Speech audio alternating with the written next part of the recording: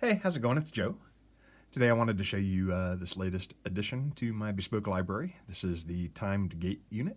So its purpose in life is to put out a gate signal when it receives a trigger for a very specific duration. So this is the timed gate unit. I've got this set up on a chain on a global, and it's triggered by G2, which is just a trigger pad coming off of my BeatStep Pro. Down here on the channel chain, I have a Varispeed player, and I've got a sample in here. I'm going to play it for you, but I have that timed gate triggering the gate signal here, and I've also got it controlling a VCA here. So just it's basically just turning the VCA on and off. So this sample is 8 seconds long. It's just me counting. So let me play it for you. 1 and 2 and 3 and 4 and 5 and 6 and 7 and 8 and... Music, huh? Good music. All right, so this is set to 8 seconds. It's an 8-second sample. So if I take this back to something like 2 seconds, and I trigger it. 1 and 2 and... Or if I take it back to 1 second. 1 and...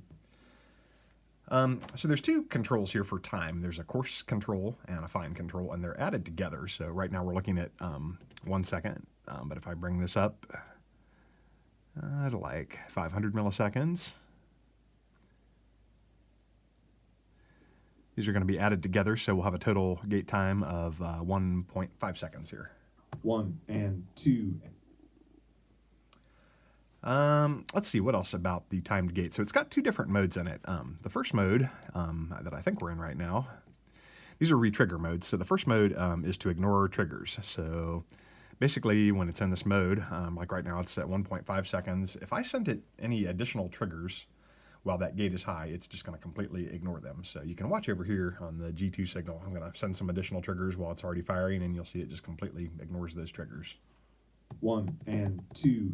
1 and 2. So it really only counts up to 1.5 seconds there. The other option is to extend. So if we receive an additional trigger here, it will extend the time of the gate if it gets a new trigger. So right now it's 1.5 seconds. It won't necessarily double it. It won't go to 3 seconds if it gets another trigger. It just kind of depends where it's at, in that gate. So if it's 1 second in and it receives another trigger, then the total time would be extended to 2.5 seconds. So you can watch the gate signal here again, and I'll just kind of show you that, and we'll kind of shoot for about 2.5. 1 and 2 and 3. Yeah, didn't quite get it, but you get the picture. I think that's about it for the time gate. The only other thing that I noticed, and this is just kind of a weird side effect here or something, but might be useful for you. If you leave this in ignore mode, and instead of sending it a trigger, you send it a constant signal. So here's just a trigger. But if I hold it down, 1 1 1 1 1 1 1 it's got 1 1 1 1 1 1 1 1 1 1 1 1 1. So if you give it that, it just kind of constantly re-triggers itself. So I thought that might be interesting in some cases, but or something like that, and just kind of have it go for a specific period of time, or maybe you wanted to turn an effect or like a reverb or something like that on for a specific duration of time.